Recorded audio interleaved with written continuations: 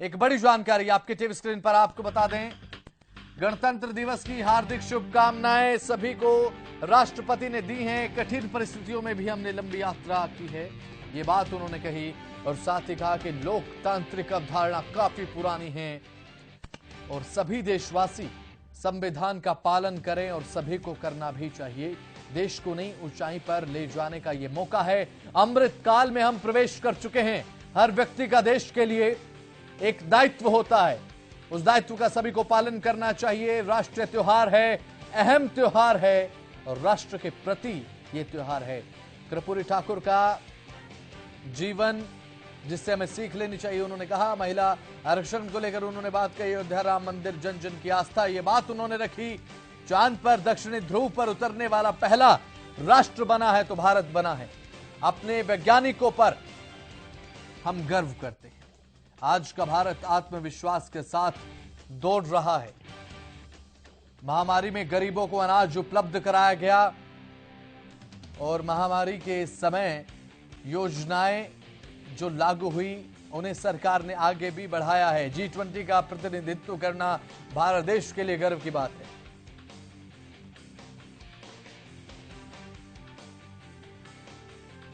तो राष्ट्र के प्रति यह संबोधन, राष्ट्रपति द्रौपदी मुर्मू का राष्ट्र के प्रति संदेश दिया। ज्यादा जानकारी के साथ बातचीत के लिए हमारे पॉलिटिकल एडिटर अमित तिवारी हमारे साथ जुड़ चुके हैं, लाइव स्क्रीन पर भी आ चुके हैं। अमित तिवारी, देखिए राष्ट्र के प्रति संबोधन देखने को मिला राष्ट्रपति द्रौपदी मुर्मू का। कई बातें उन्होंने जिक्र की, G20 का जिक्र उन्होंने किया, इसरो की उपलब्धताओं पर उन्होंने जिक्र किया, क्या क्या जो है वो इसरो की कामयाबी रही हैं, न जाने कितनी ही बातें जिनका जिक्र उन्होंने किया। और भारत को ये कहा है कि एक गर्व का क्षण आज के समय में हम अपने इस समय में प्रवेश कर चुके हैं जिसे अमृतकाल कहा जा रहा है।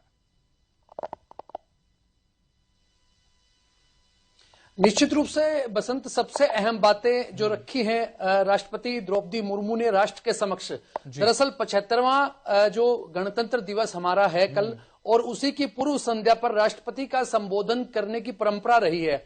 और एक तरह से पूरे साल में क्या उपलब्धियां रही और राष्ट्र किन चुनौतियों का सामना करना है और आगे किस प्रकार से राष्ट्र को आगे बढ़ना है, इन तमाम तथ्यों पर, इन तमाम मुद्दों पर, इन तमाम बातों पर राष्ट्रपति अपना संबोधन रखती हैं। और आज जो है विशेष रूप से उन्होंने 2023 के दौरान और अब 2024 की शुरुआत में देश ने क्या क्या उपलब्धियां हासिल की, उन पर एक विस्तृत चर्चा उन्होंने की है।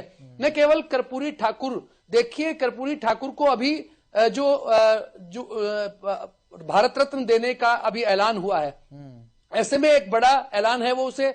और साथ साथ अगर बात की जाए तो महिला आरक्षण विधेयक है, नारी शक्ति वंदन विधेयक, और दूसरी बात जो चांद पर भारत ने कदम रखा है। देखिए दक्षिणी ध्रुव पर भारत ने, तो ऐसे में एक बड़ा जो देखिए जो बातें रखी गई है राष्ट्रपति की ओर से, वो अपने आप में कई मायने रखती हैं। और खास तौर पर उन्होंने राम मंदिर का भी जिक्र किया। उन्होंने कहा कि एक युग बदला है एक तरह से, और एक बड़ी जो जन जन की आस्था का विषय जो राम मंदिर है उसको लेकर भी उन्होंने कई बातें रखी है।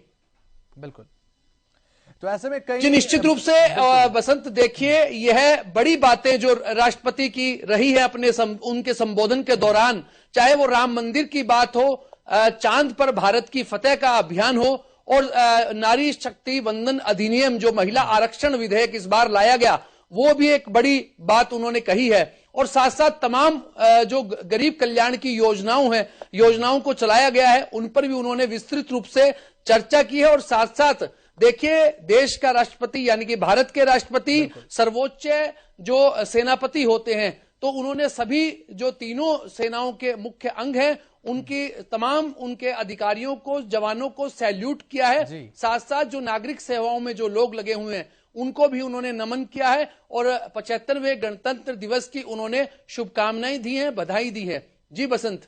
बिल्कुल अमित तिवारी, जानकारी आपने दी, सिलसिलेवार तरीके से आपने बताया कि किन किन बातों की चर्चा राष्ट्रपति द्रौपदी मुर्मू ने की है। बहुत बहुत शुक्रिया अमित तिवारी आपका, जुड़े आप, महत्वपूर्ण जानकारी आपने दी है। तो ये बड़ी जानकारी सामने आ रही है। महामारी में गरीबों को अन्न उपलब्ध कराया गया। राष्ट्रपति ने कहा महामारी के समय लागू योजनाओं को सरकार ने बढ़ाया और साथ ही साथ G20 का प्रतिनिधित्व करना देश के लिए गर्व की बात रही। गणतंत्र दिवस की सभी को हार्दिक शुभकामनाएं। तो पिछले एक साल की जो भी उपलब्धताएं देश की रही हैं, उनका जिक्र राष्ट्रपति द्रौपदी मुर्मू ने किया और साथ ही कहा कि सभी को अपने संविधान का पालन करना चाहिए, अपने कर्तव्यों का भी पालन करना